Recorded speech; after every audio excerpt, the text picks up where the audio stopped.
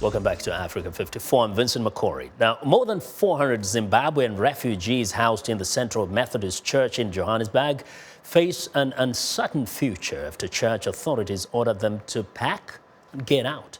Thuso Khumalo reports from Johannesburg. The Central Methodist Church in Johannesburg has provided shelter for hundreds of homeless people for years. After the 2008 Zimbabwean elections that were marred by violence involving President Mugabe's supporters and those of opposition leader Morgan Tsvangirai, thousands of Zimbabweans fled to South Africa. This church opened its doors for them. The xenophobic violence that erupted in South Africa later that year forced hundreds more to flee their homes and seek refuge in the church, and this has become their home since that time. But now the church authorities have ordered the remaining asylum seekers and economic migrants, largely from Zimbabwe, to pack and leave. The church's new leader, Reverend Thuso Khumalo, says the more than 400 homeless people currently taking refuge in the church must find alternative accommodations.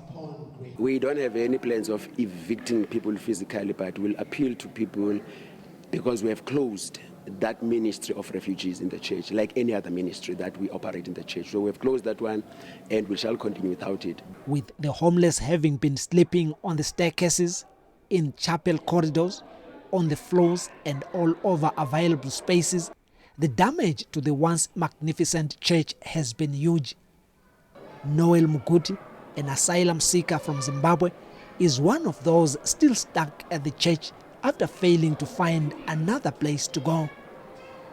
He says he fears that if the church decides to forcibly evict him and the other over 200 people still living in the church, the only option left will be that of sleeping in the streets.